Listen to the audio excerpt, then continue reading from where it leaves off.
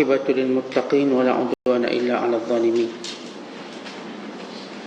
أشهد أن لا إله إلا الله وحده لا شريك له وأشهد أن محمدا عبده ورسوله اللهم صل وسلم وبارك على سيدنا محمد وعلى آله وصحبه أجمعين سبحانك لا علم لنا إلا ما علمتنا إنك أنت العليم الحكيم رب اشرح لي صدري ويسر لي أمري واحلل عقدة من لساني يفقهوا قولي وبعد وقال المصنف رحمه الله تعالى ونفعنا الله به وبعلومه في الدارين آمين. Telah berkata Imam Al-Allamah Syekh Abdul Qadir Al-Jilani, semoga Allah Ta'ala merahmatinya dan kita mendapat manfaat serta barakah ilmunya. Bila wali Allah baik adabnya, dia akan menyifati dengan sifat-sifat kenabian. Hukum itu membuat pilihan di antara tabiat dan ilmu. Ada kalanya datang tabiat dan di kala yang lain datang ilmu. Dan apa yang ditunjukkan kamu oleh Rasul hendaklah kamu terima. Berkata hukum kepada hati, apakah tidak cukup aku terus menerus berdiri buatmu seperti khadam, menjagamu sedang engkau senang-senang duduk dengan raja? Ya, waktu malam itu adalah kasur kerajaan mereka. Khalwat duduk bersendirian sebagai pelamin mempelai mereka. Waktu siang memperdaya mereka dengan sesuatu dari sebab musabab hidup. Bala dan musibah disembunyikan. Wahai anakku, janganlah engkau menceritakan mimpimu kepada saudara maramu. Maksud surah Yusuf ayat kelima. Duduk di samping mereka dengan penuh hormat. Bekukan diri kamu dan jangan banyak bicara di hadapan mereka, sehingga sampai kitab masanya. Tanyakan tentang diriku kepada malaikat Munkar dan Nakir. Bila mereka datang di kuburmu, nescaya mereka akan memberitahumu dari hal diriku. Namamu termasuk orang-orang yang berdosa. Namamu besok akan dihisap dan akan disoal jawab. Engkau tercela di dalam kubur. Engkau tidak tahu dirimu ini dari ahli neraka ataupun dari ahli syurga. Kesudahanmu itu masih kabur. Maka jangan sampai engkau terpedaya dengan keadaanmu sekarang, kerana engkau masih belum tahu di mana namamu akan dipanggil besok. Wahai anakku, jika engkau berpagi, jangan bicarakan apa yang engkau hendak buat di waktu petang. Dan jika engkau berpetang, jangan engkau bicarakan apa yang engkau hendak buat di waktu pagi.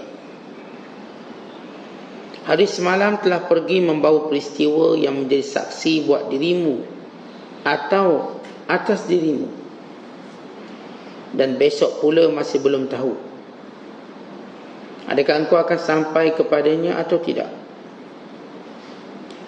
kerana engkau hanya anak harimu ini sahaja. Alangkah lalainya engkau. Tanda kelalaianmu ialah engkau selalu berdamping dengan kaum ahli kelalaian itu. Muslimin dan muslimat, sedang penonton yang dirahmati Allah sekalian, kata Syekh Abdul Qadir, wali Allah baik adabnya. Bila kita menyebut perkataan wali Allah dan sifat-sifatnya, ialah mereka daripada kalangan orang-orang yang bersungguh-sungguh dalam mentaati Allah Subhanahu Wa Taala. Mereka ialah orang-orang yang benar-benar zuhudkan dunia ini, dan mereka benar-benar yang mempunyai ilmu pengetahuan yang benar.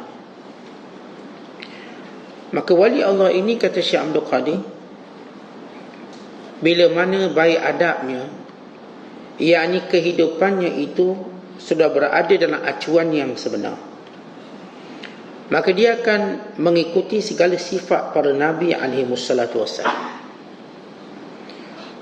Kerana Allah Ta'ala menyebut dalam surah Al-Hashr ayat yang ke-7, wa ma atakumur rasulu fakhudhuh wa ma nahakum anhu fantahu.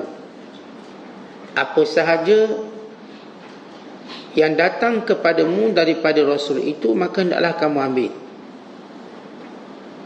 Artinya inilah sifat para wali Allah, mengambil apa sahaja yang datang daripada Nabi Muhammad sallallahu alaihi wasallam. Kerana itu kata Syekh Abdul Qadir, mereka ini bersifat dengan sifat para Nabi, sifat kenabiannya. Dan kata Syekh Abdul Qadir pula, hukum, kita tahu, kita bila sebut perkataan hukum, yakni perintah atau larangan, sama ada perintah dan larangan itu menjadi tabiat ataupun datangnya disebabkan ilmu. Ada orang yang walaupun belum datang kepadanya ilmu, tabiatnya sudah dibentuk dengan baik. Dia tak berzina, dia tak mencuri, dia tak merompak. Sebelum datang kepadanya ilmu, itulah tabiat baik dia. Abu Bakar Siddiq radhiyallahu ta'ala anhu, sebelum diturunkan ayat tentang pengharaman arak, dia tidak pernah meminumnya. Sebelum pengharaman zina, dia tidak pernah berzina. Bahkan sebelum datang pengharaman penipuan, dia juga tidak pernah menipu. Ada orang yang Allah Ta'ala pelihara kebaikannya daripada tabiat dia, kebiasaan dia. Dia orang baik. Dia tak suka memusuhi orang lain, dia tak suka mengambil hak orang lain. Ini belum datang ilmu kepadanya, tapi tabiatnya sudah dibentuk oleh Allah untuk menjadi orang baik. Ada orang yang kebaikan ini datang daripada ilmunya. Dengan ilmunya dia tahu riba itu haram, maka dia meninggalkan riba. Dengan ilmu dia tahu bahawa rasuah itu haram, maka dia tinggalkan rasuah. Dengan ilmu dia mengetahui bahawa menipu itu haram, maka ditinggalkan penipuan. Maka orang ini dibentuk dengan ilmunya. Sebab itu kata Syekh Abdul Qadir, ada kalanya datang tabiat dan ada kala yang lain datang ilmu. Maksudnya, setengah mereka dan setengah manusia ini, Allah Ta'ala mudahkan baginya untuk mendekati Allah dengan tabiat dia. Dia ni orang rajin, dia ni orang baik, cakap jenis lembut, maka dia dengan tabiatnya terbentuk.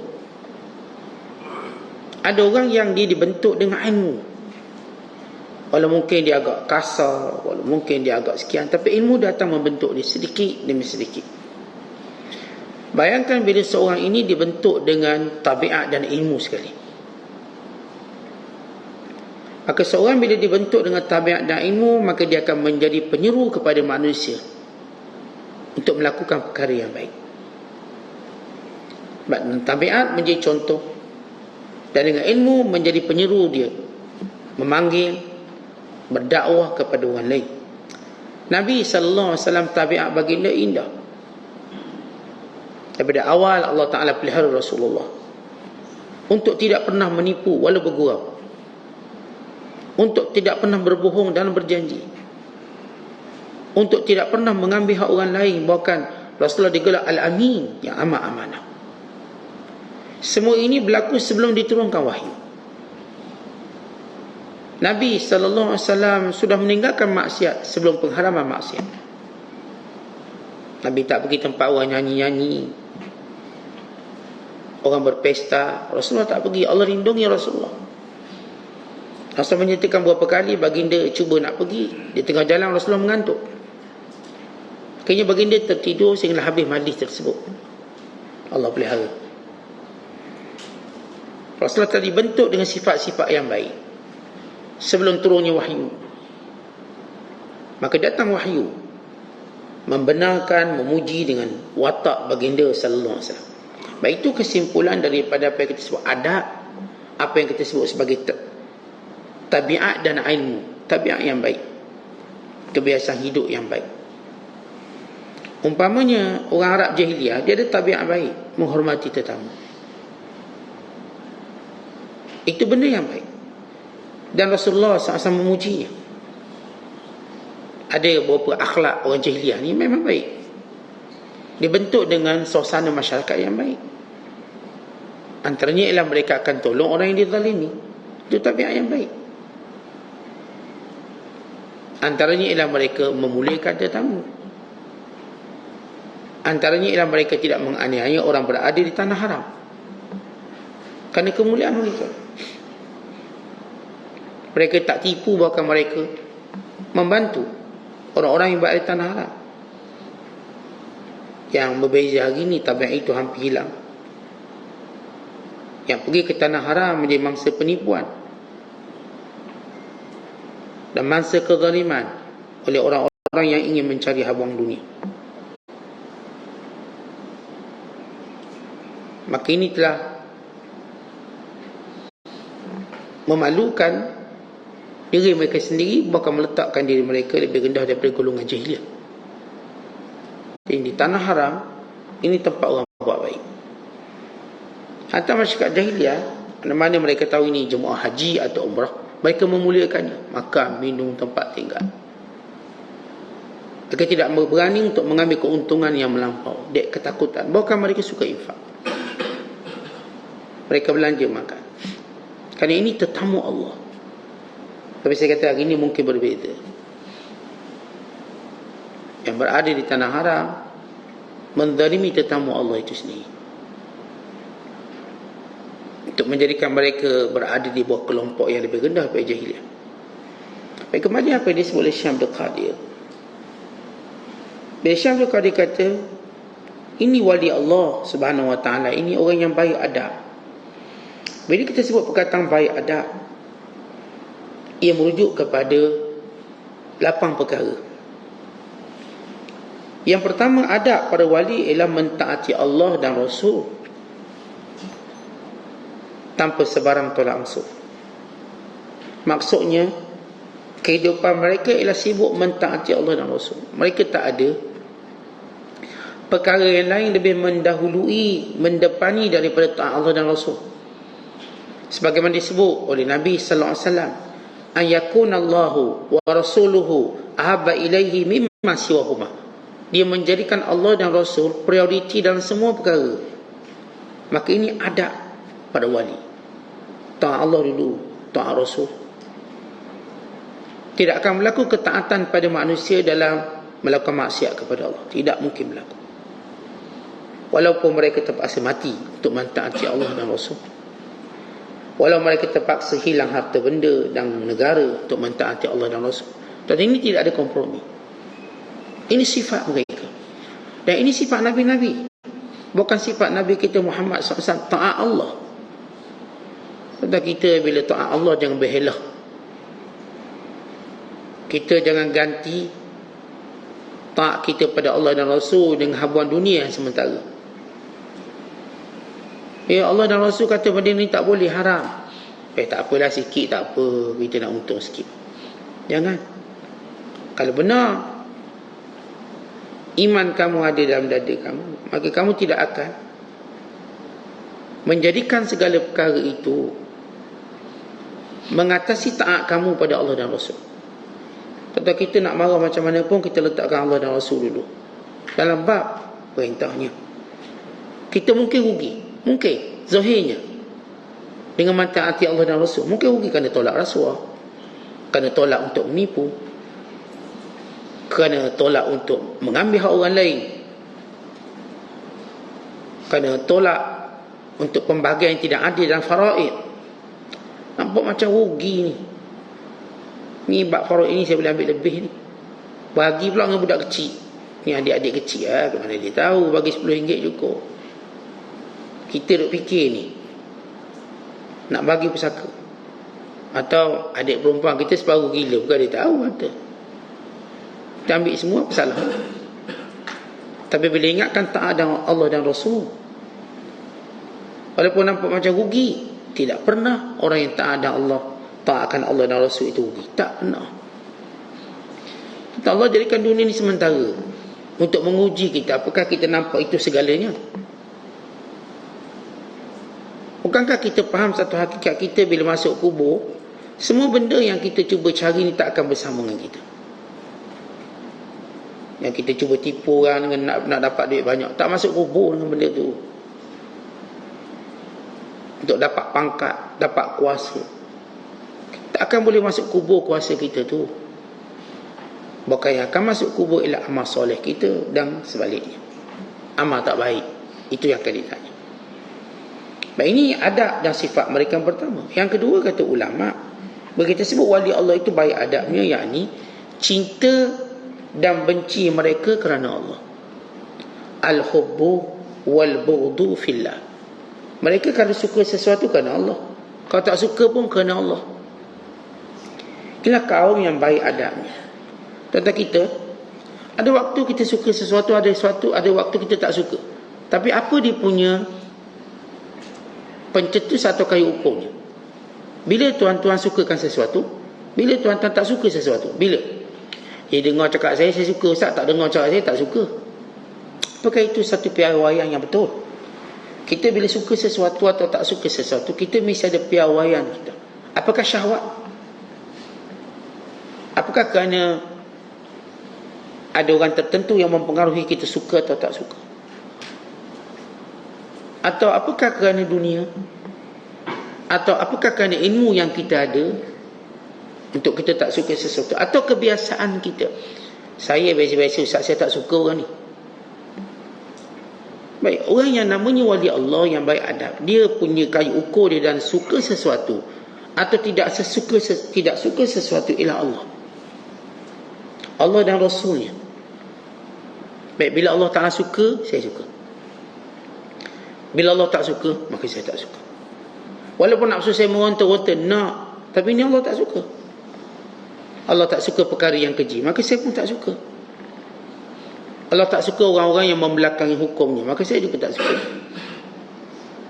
Allah tak suka orang yang zalim pada dirinya, maka saya juga tak suka pada dia. Jadi kalau saya putuskan hubungan dengan orang kerana Allah, bukan kerana nafsu saya. Kenapa awak gaduh dengan dia? Suka saya lah nak gaduh. Bukan itu cara kita, bukan itu cara walinya. Mereka ini suka kerana Allah dan benci mereka kerana Allah. Saya benci benda ni sebab ni maksiat. Tapi ketika mana dia tak buat maksiat, saya suka dia sebab dia telah meninggalkan maksiat, dia buat taat. Tetapi kita perlu ada kayu ukur kenapa kita suka sesuatu dan tak suka sesuatu. Jangan biarkan hawa nafsu yang menentukannya. Seumpama hawa nafsu kita dalam bab makan dan minum. Oh, ni saya suka sedap ni. Kalau kita pun makan banyak-banyak, akhir kita binasa. Oh, ini kita tak suka, walau ia obat dan memberi kebaikan pada kita. Akhirnya akan sampai waktu kita dipaksa makan benda yang kita tak suka, dan kita terpaksa tinggalkan makanan yang kita suka. Akan sampai waktu. Tak ramai mana orang yang sukakan makanan tertentu, akhirnya dia terpaksa tinggalkan, dah tak boleh makan. Dan ramai mana orang membenci pada makanan tertentu, akhirnya dia perlu makan makanan ini. Dulu tak suka peria, tak suka. Dah gula naik teruk ni, kena makan peria, dah terpaksa makan peria. Dulu suka anggur je, anggur. Dulu suka buah sekian-sekian. Bila datang penyakit, tak boleh, Ustaz. Doktor nasihat saya, Ustaz, minum air peria, makan peria. Tu je nak turun gula saya, contoh. Atau jenis darah tinggi pula, doktor ajar, Ustaz, pagi-pagi minum air beras, Ustaz. Nak turun darah, minum air beras, air basuhan beras. Mana ada orang minum air beras, tapi kerana penyakit dia minum. Demikian syahwat. Kita nak jadikan dalam bab suka tak suka kita. Hari ni saya suka isteri saya, atau saya tak suka isteri saya kerana Allah. Dia buat sifat-sifat yang Allah perintah, maka saya suka. Dia buat sifat-sifat yang Allah Ta'ala murka, maka saya marah kerana itu. Dan bila saya nak suka sesuatu, saya tahu sempadan suka kat mana yang Allah perintah. Bila saya marahkan sesuatu, saya juga tahu sempadan dia. Bukan bila kita marah sesuatu, kita pun pukul, tumbuk, tak. Bukan begitu. Dia ada sempadan. Kalau saya tak suka isteri saya kerana Allah, bukan mengundang saya untuk memukulnya, menzaliminya, jauh sekali membunuhnya. Oh, tak suka bini, ambil pistol tembak terus. Bukan begitu. Kita letak dulu asas suka tak suka kita pada hukum Allah. Satu. Yang kedua, kita juga tahu sempadan suka kat mana. Dalam sempadan kita tak suka seseorang. Saya tak suka orang ni, tapi saya kena tahu sempadan. Bila saya tak suka dia, tidaklah saya mereka-reka fitnah tentang dia. Apa yang dia tak buat. Saya memang tak suka dia sebab dia mencuri, katakan. Saya tak akan tambahkan kesalahannya hanya kerana saya benci. Dia itu bukan sekadar mencuri, merompak, menyamu, rasuah, saya tambah deretan kesalahan dia yang tidak wujud. Hanya kerana benci saya mula naik ke tahap yang tinggi. Tuan-tuan, hati-hati. Kita benci seorang, beri hak kebencian tadi dengan batasan dia. Atau seorang mencuri, Islam dah tetapkan potong tangannya. Habis ustaz dia lari, masa kita kejar, kita potong kaki sekali. Bagi tahu nafsu kamu. Islam telah tetapkan yang mana kena potong. Cukup. Dah habis. Tiada lagi hukuman tambahan untuk kita hukum dia. Lihat, kebencian, kemarahan kita ada batasannya. Yang ketiga, sifat pada wali Allah ini yang kita sebut wali Allah ini baik adabnya ialah zuhudnya pada dunia. Apa maksud zuhudnya pada dunia? Kita tahu dia letak dunia pada keadaannya. Dia jadikan dunia tidak melalaikannya. Dijadikan dunia itu tidak menghalang dia untuk melakukan ibadat. Tidak juga menghilangkan kekhusyukannya dalam ibadat. Dia tak jadikan dunia sebab untuk dia berbalah dengan orang. Tidak. Itu sifat zuhud. Nabi SAW menyebut, anak Adam ni dia tua. Yahramu ibnu Adam wa tashibbu min husnatan. Tapi ada dua benda yang akan muda dalam dirinya walaupun dia dah tua. Yahramu ibnu Adam wa tashibbu min husnatan. Anak Adam makin lama kita makin tua. Tapi ada dua benda sentiasa muda dalam diri kita. Hak umur ni tua. Berapa? 60, 61. Semalam Ustaz baru celebrate hari jadi saya yang ke-58. Di tahun depan 59, 60. Kata Nabi SAW ada dua benda yang muda. Pertama, al-hirsu 'alal mal wal hirsu 'alal umur, iaitu sifat rasa muda dalam nak harta. Dia nak harta tak terkalah, dia nak banyak lagi. Tua dah, nak banyak. Tamak untuk memiliki harta. Dan tamak pada usia. Maksud tamak pada usia tak rasa mati. Di umur 60 ni tak rasa mati. 70 pun tak rasa. Umur berapa awak rasa awak akan rasa mati? Tak rasa. Tetapi ini penyakit manusia umum. Mereka orang yang Allah rahmati. Pertama, sifat tamaknya pada harta. Walau dia tua dah. Kau tanya pakcik ni duit banyak nak apa? Makan pun kat kedai cuma minum air kosong, makan ubat. Air kosong free kat kedai tu. Makan ubat. Cuma nak lepak-lepak kedai. Habis umur. Ni duit nak cari banyak lagi. Sibuk lagi masjid, surau, kuliah tak pergi. Ni nak duit banyak nak buat apa lagi? Tua-tua macam ni. Nak kata nak beli gigi palsu dah ada. Bahkan nak ada satu almari gigi palsu. Nak kata beli tongkat pun ada. Takkan nak beli tongkat berpuluh tongkat. Maka kita melihat keperluan kita bila kita tua pada harta ini makin menurun. Keperluan kita pada harta makin menurun. Dulu rasa macam tak cukup dah bila umur tua.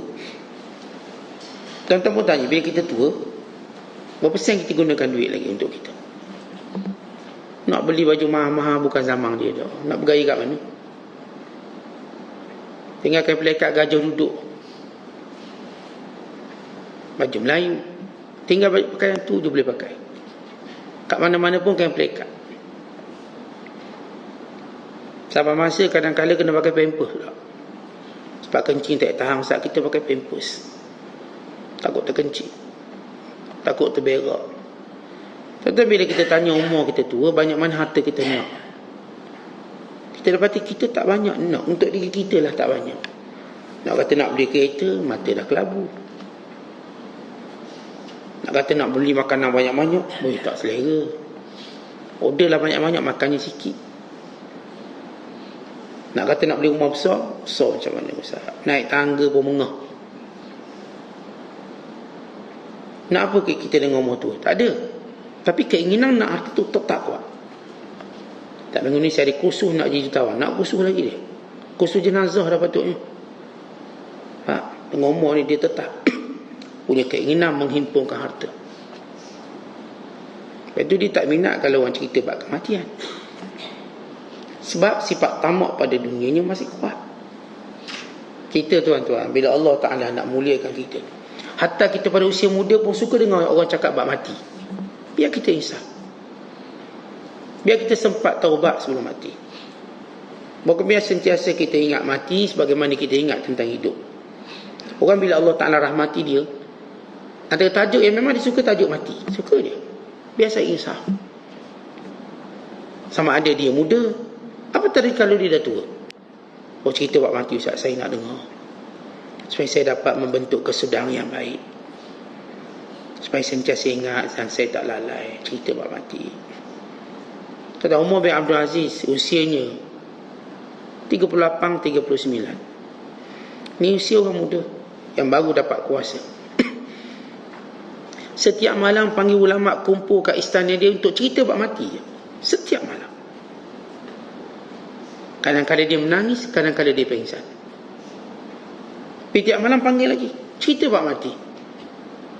Itu dia penguat untuk dia berlaku adil dalam kuasa dia. Kata orang ada kuasa, fitnahnya besar, pengampunya ramai. Maka tidak ada jalan untuk menjadikan penguasa yang ada kuasa ini menjadi golongan munsifun, insaf, melainkan dia sentiasa kalau letak mati depan mata dia. Dia jangan letak hidup, tak mati. Itu yang saya katakan Umar bin Abdul Aziz setiap malam kumpul ulama cerita bab mati, tak pernah jemu dia. Seorang datang, ya Amirul Mukminin, semenjak Adam sampai kamu tak pernah ada yang terselamat dari mati, semua mati. Artinya kamu ni tunggu masa je. Semenjak Adam sampai kamu tidak pernah ada yang terselamat dari kematian. Aku Umar bin Abdul Aziz pun menangis dengar benda tu. Sebab kita semua sedang menunggu giliran kita. Nak ke tak nak, tuan-tuan sedang tunggu giliran. Dan sampai masa nama kita dipanggil. Walaupun kita masih ada lagi komitmen, saya masih sibuk, anak masih kecil, saya banyak kerja lagi nak buat, saya banyak meeting nak hadir, saya banyak lagi agenda-agenda saya nak lakukan. Kita katakan tidak. Bila sampai seruan kematian, maka segala kesibukan kamu terhenti sendirinya.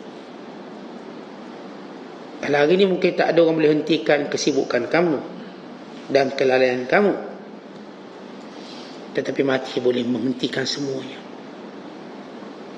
Akhir mati memutuskan segala angan-angan kita.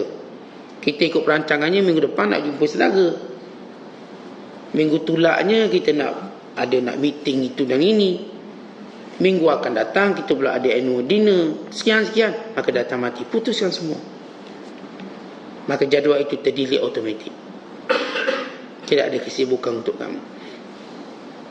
Sebab itu orang-orang yang benar-benar bertakwa pada Allah menjadikan kematian itulah kesibukan dia.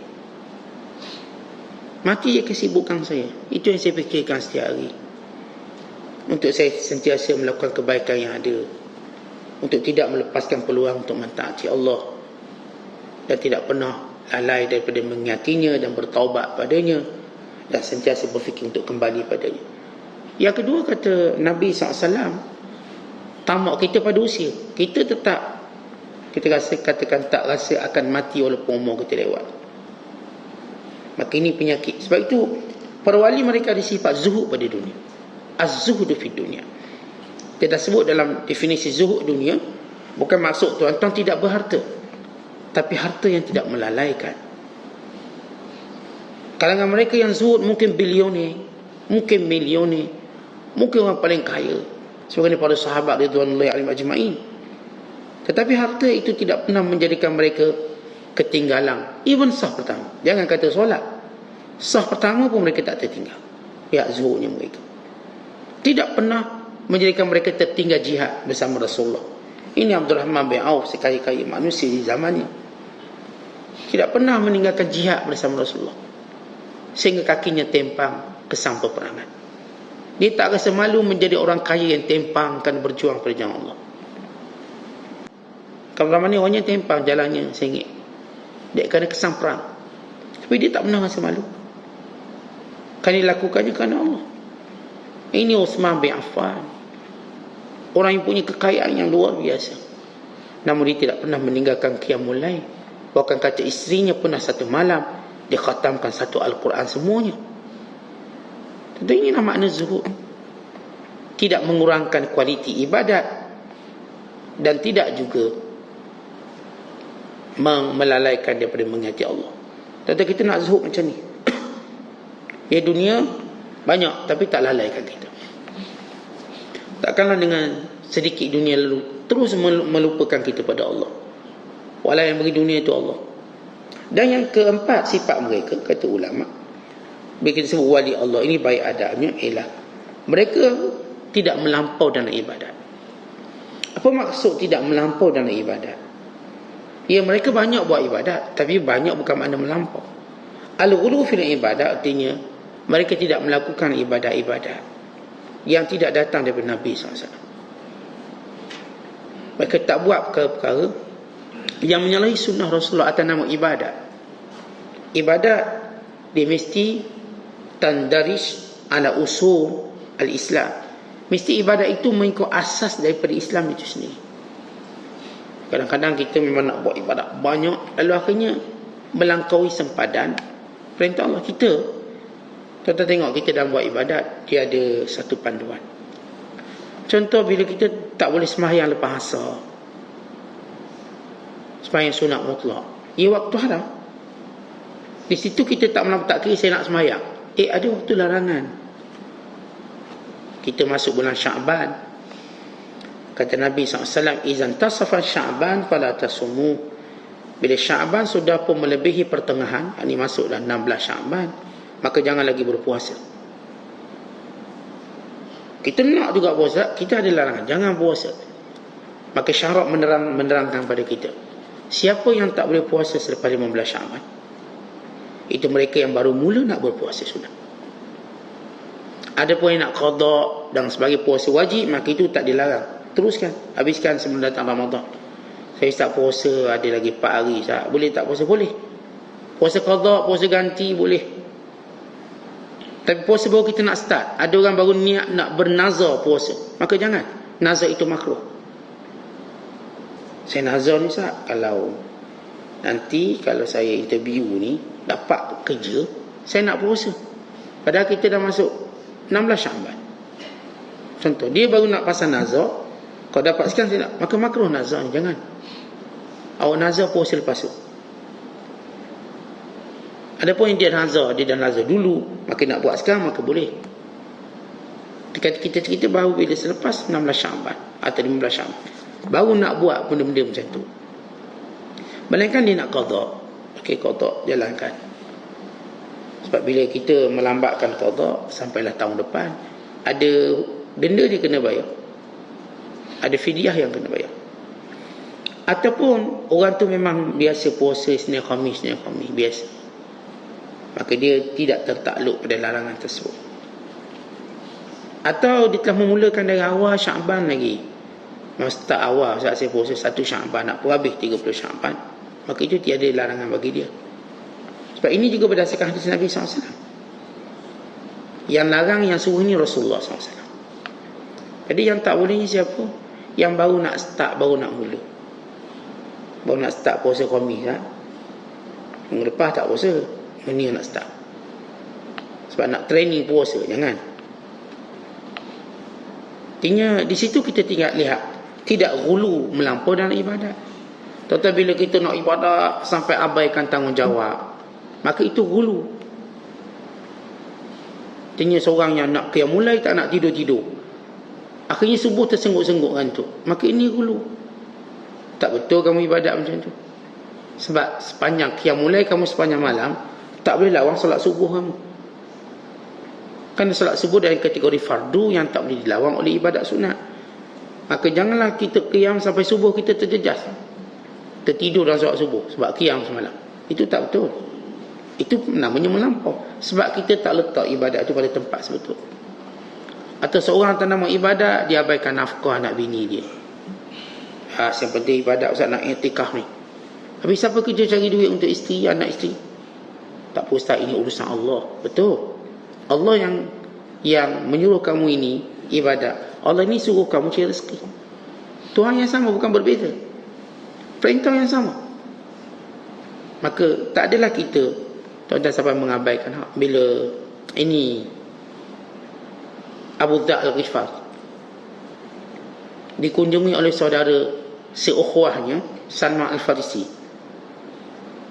Maka Salman melihat isteri Abu Dhar tidak terurus pakaiannya.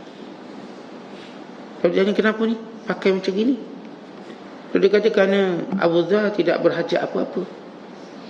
Yang ini mengabaikan hak isteri, tak hajat. Kalau suami berhajat pada isteri, isteri mesti bercantik di rumah dia, lawa. Tapi tahu suami ni tak berhajat, pakai baju kelawar je lah. Pakai baju cap bawang je lah. Bila suami abaikan hak tadi, maka Salman dapat melihat daripada cara berpakaian isteri dia. Maka dia tahu ini salah. Dia mengabaikan hak isteri. Dan bila diangkat makanan pada Salman, lalu Abu Darda, Abu Darda radhiyallahu ta'ala tak nak makan sebab dia berpuasa. Salman tak boleh terima, dia tetamu dan kamu datang, aku datang rumah kamu, kamu berpuasa sunat, kamu mesti makan dengan aku. Akhirnya Abu Darda terpaksa makan. Pada malam harinya pula Abu Darda nak bangun qiyam mulai terus. Maka Salman tarik tangan dia, tidur, kata Salman, tidur. Maka dia pejam mata. Dia rasa Salman dah tidur, maka dia cuba bangun untuk qiyam. Salman tarik dia ke tangan, tidur, bukan waktunya lagi. Akhir sampai waktunya dia bangun. Kata Abu Salman, ya sekarang bangun, sekarang waktunya. Kemudian Salman menitipkan satu nasihat yang baik. Kata Salman, inna li rabbika 'alaika haqqan wa li ahlika 'alaika haqqan wa li nafsika 'alaika haqqan fa'ati kulli dhi haqqin haqqahu. Sesungguhnya Allah ada hak yang kamu kena tunaikan. Keluarga kamu, isteri kamu ada hak yang kamu kena tunaikan. Dan diri kamu ada hak yang kamu kena tunaikan. Maka berikan kepada empunya hak akan haknya. Maka Abu Darda diam. Ya. Bantah pun tidak, setuju pun tidak. Cuma diam. Dan itu watak orang beriman bila dengar nasihat. Kalau dia tak tahu salah ke betul, maka dia kena diam. Maka apa yang dibuat oleh Abu Darda, pergi jumpa Rasulullah SAW. Ya Rasulullah, semalam kejadiannya begini. Maka diceritakan daripada awal sampai akhir. Kemudian disebut kata-kata Salman Al-Farisi. Nabi kata, sadaqah Salman, betul Salman. Salman cakap tu betul. Tentu ini dalam kita membentuk cara ibadat kita, jangan melampau dalam ibadat sehingga mengabaikan mana-mana kelompok. Kita nak buat ibadat macam mana pun kita ada isteri dan anak. Kita nak buat ibadat macam mana pun kita ada silaturahim yang perlu kita jaga. Kita ada sekian-sekian, itu semua kena beri hak dia. Maka ini sifat para wali. Dan kata Syekh Abdul Qadir lagi, bila sebut tentang bila wali Allah baik adabnya, itu sifatnya yang ke-5, ila al-ma'rifatus sahihah bi umuruddin. Dia ada ilmu yang benar tentang agama. Siapa pun nama wali Allah, dia mesti ada ilmu betul. Ilmu salah bukan milik wali Allah. Ilmu tu betul. Kata betul ni, yang hukumnya bukan netizen kata betul salah. Hati-hati zaman ni. Hari ni orang awam yang hukum ulama sesat. Hati-hati. Hari ni orang awam yang kata ulama tak faham agama. Hari ni orang yang bukan dalam bidang agama menghukum orang yang ada agama tak faham agama. Walau dia bahasa Arab sepatah haram tak tahu. Tidak juga Qurannya, tidak juga sunnah. Lalu bila kita kata macam tu, dia kata, oh, sombong lah tu. Bukan masalah sombong, itulah hak dia. Tuan-tuan, kita nak tegur satu benda, biar kita ahlinya. Kita nak tegur pilot salah bawa kapal terbang. Kita lesen motor pun tak dapat lagi. Baru tu pun 4 kali ambil. Nak tegur pilot ni. Kita nak tegur ni, sekian-sekian orang yang memang ahlinya. Kalau kita bukan ahlinya, kita ini panggil ruwaibidah. Ruwaibidah ni pembohong yang cuba tegur ahlinya. Kita berada pada zaman yang hukum ulama ni tak betul orang awam. Orang awam, orang yang tidak ada asas, bukan orang yang tak mencapai pentahap ilmu ulama dan ijtihad mereka. Lalu dia pun kata ulama ni kejap kata boleh, kejap kata tak boleh. Tapi itulah ijtihad. Hukum, setengah hukum itu yaduru ma'al illah, dia bergerak bersama alasan. Kalau alasan lain maka lain. Kalau alasan lain maka lain. Umpama kita hari ni, kenapa awak kawan dengan dia? Sebab dia baik. Dulu awak tak kawan dengan dia sebab dia jahat. Dulu saya tak kawan sebab dia jahat, hari ni saya kawan sebab dia baik.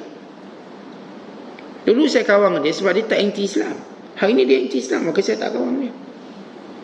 Hukum tadi terbina dengan sebab. Lalu orang kata apalah, kejap kata boleh, kejap kata tak boleh. Suka dia je main hukum. Dia bukan main hukum, dia menetapkan elah hukum atau sebab hukum.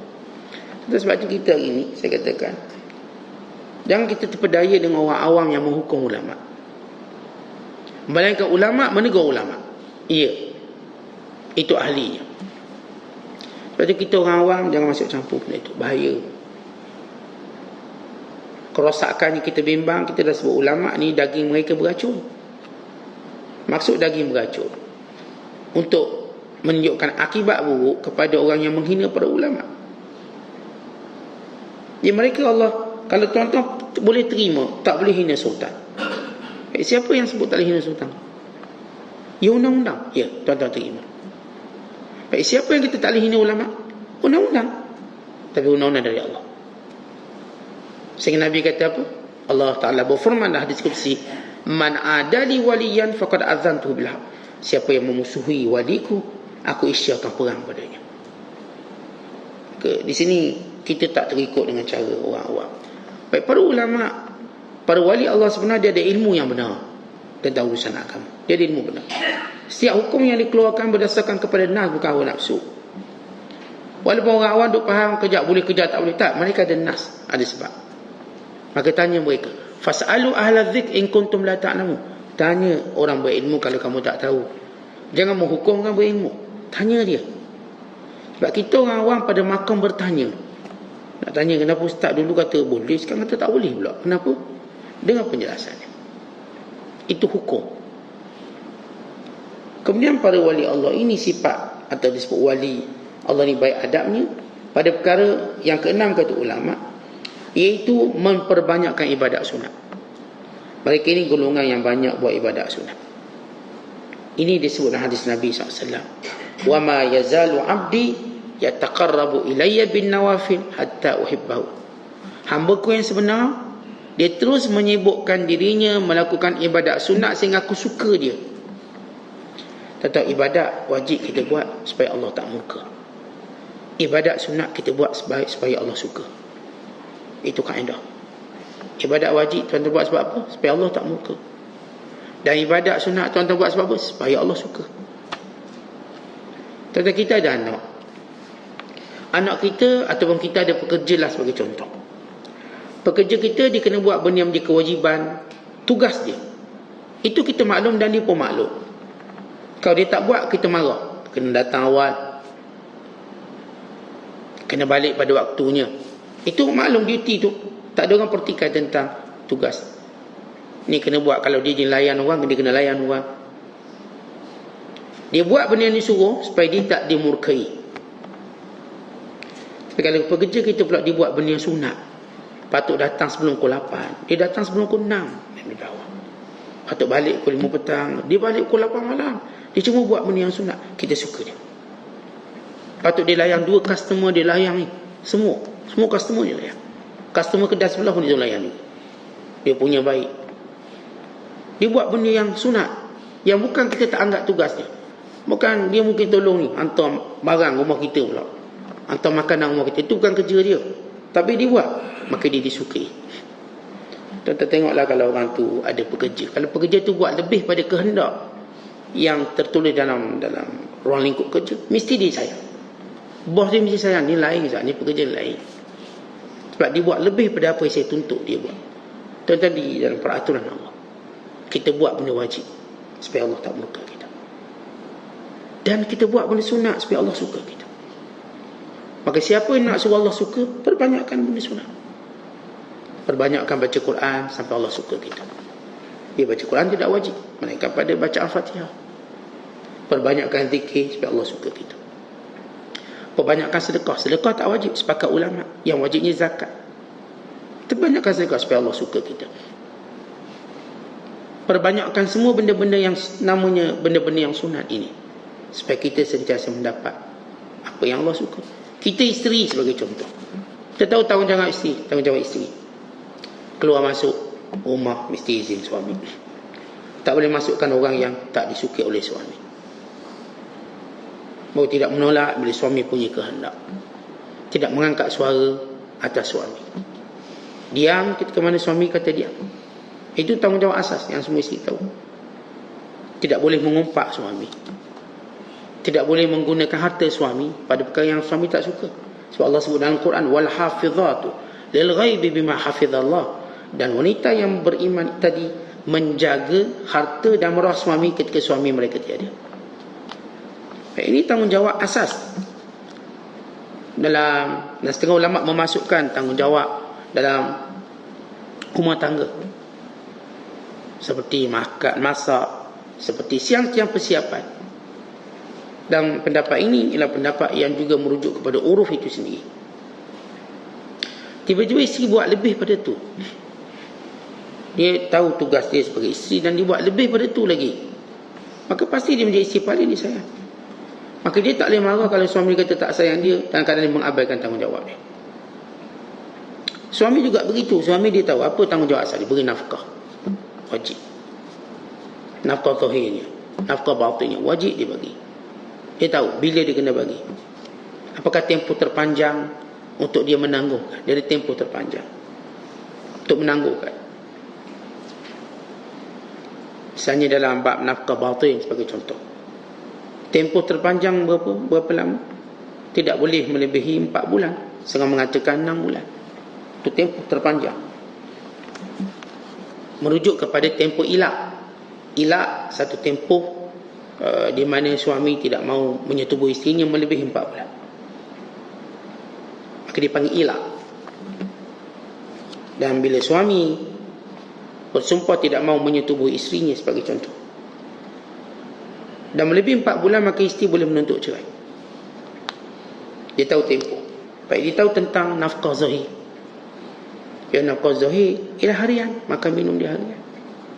Bila dia mengabaikannya, dia tahu kesannya. Mahkamah akan menetapkan setahun dan tempoh pengabaian nafkah tadi untuk dibayar balik.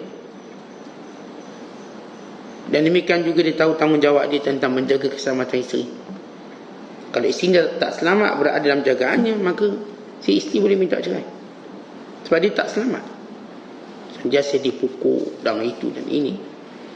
Mana mungkin seorang boleh duduk tempat yang dia tak selamat. Sebab kita, tuan-tuan, semua kita akan mencari tempat paling selamat untuk kita duduk. Suami dia duduk di rumah untuk dia rasa selamat. Isteri duduk rumah untuk dia rasa selamat. Anak-anak juga begitu. Tapi rumah bukan tempat lagi selamat. Bukan tempat yang selamat, maka tak ada orang nak balik rumah. Anak-anak tak nak balik rumah, tak selamat kat rumah ni. Ayah pukul, mak pukul.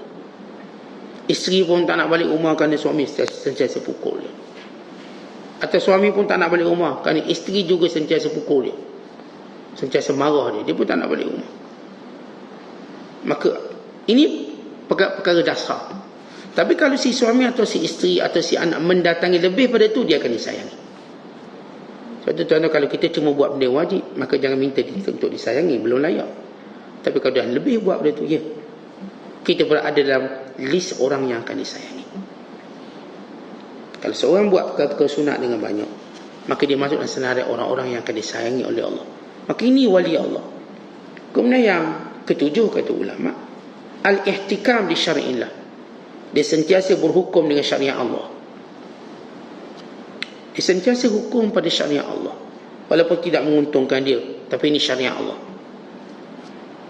Dalam semua aspek, bab ekonomi, dalam bab pemerintahan, dalam bab bersosial, dalam bab apa, dia ada hukum Allah. Maka kita sentiasa ihtikam kembali kepada hukum Allah. Tetapi kita kalau berbalah, kembali pada hukum Allah. Saya berbalah dengan awak, biar hukum Allah tentukan apakah saya perlu baik dengan awak atau tidak.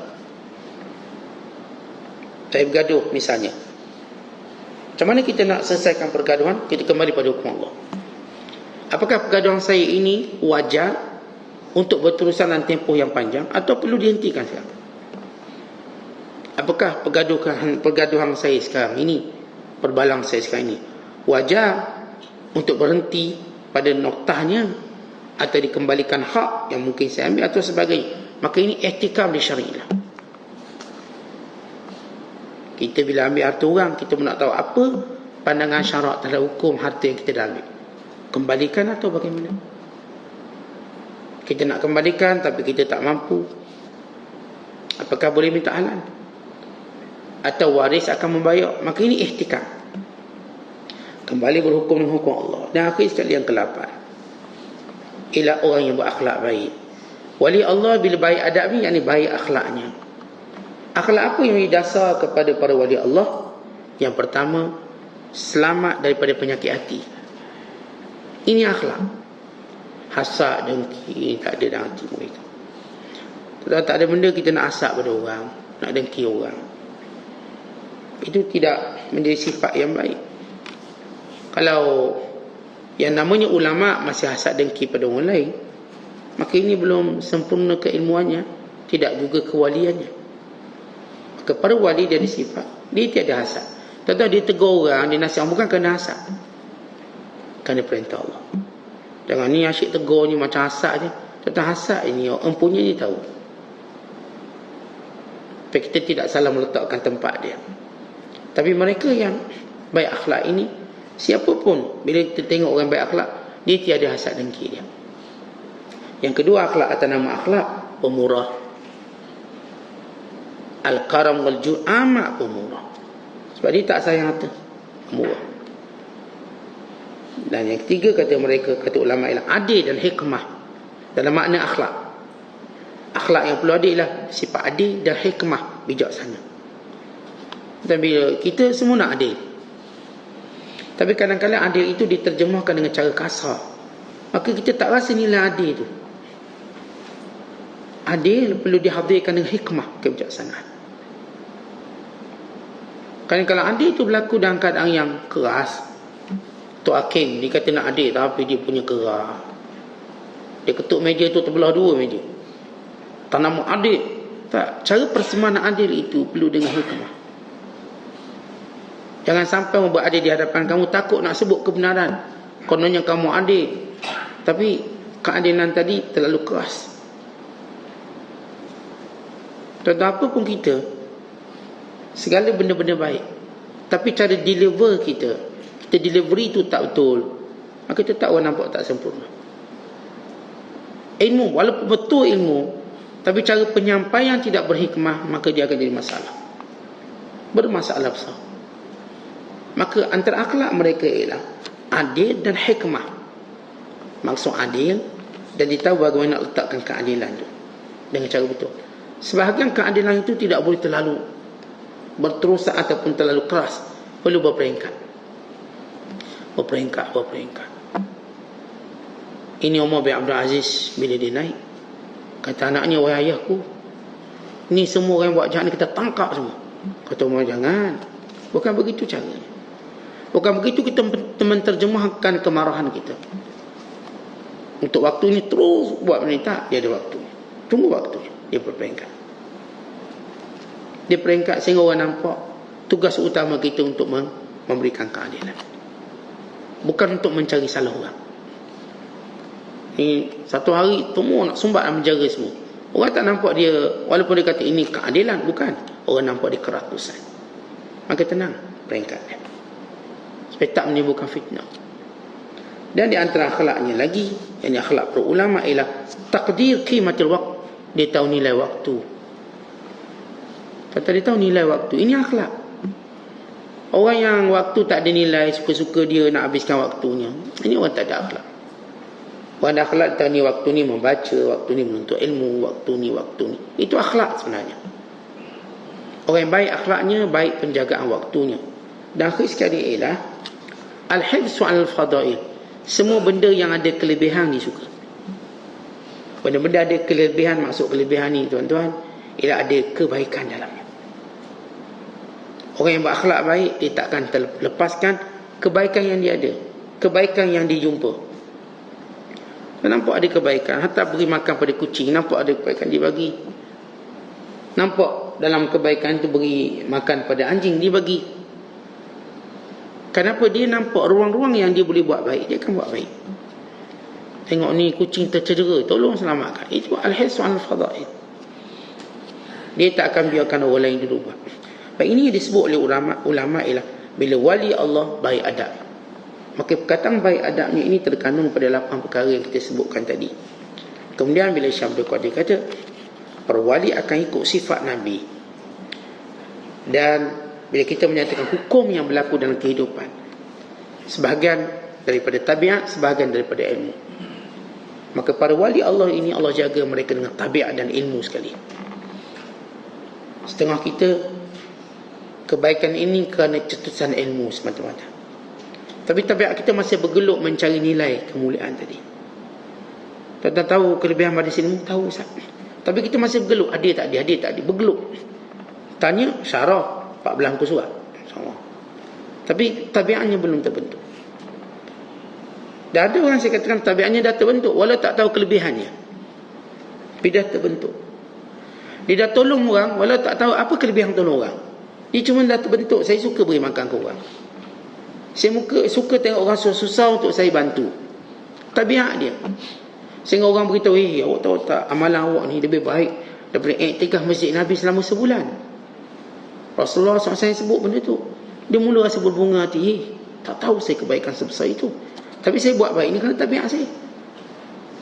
Itu anda kita nak satukan antara ilmu dan tabiat. Ilmu yang kita dapat, lalu kita terjemahkan pada diri kita sehingga ia menjadi sebahagian tabiat kita. Memang tabiat saya Ustaz, pagi-pagi ni bangun 4 pagi, 3 pagi. Apa tak lagi saya sudah datang ilmu kita. Ini waktu turunnya rahmat Allah. Inilah waktu turunnya kasih sayang Allah dan kemustajaban doa. Kita lam-lam memang terbiasa bangun pagi. Kita tahu pula kelebihan, Masya Allah, kita gunakannya. Kita tahu kelebihan bekerja. Kita tabiat saya suka kerja. Lalu kita nak suruh ilmu, memang Islam suruh kita kerja, bukan mengganggu. Kerja. Dalam Islam tak ada istilah pencing kerja. Kerja, boleh kerja. Maka kita tahu kelebihan bekerja punya ibadat. Tapi pada kepahaman sebenar, tidak melalaikan kita dari ingat Allah. Bukan ini cara menjaga maruah kita, maruah keluarga kita. Bukan menghasilkan perkara yang baik untuk manfaat orang ramai. Dan di sini antara tabiat dan ilmu yang dipunyai oleh orang yang bernama wali Allah.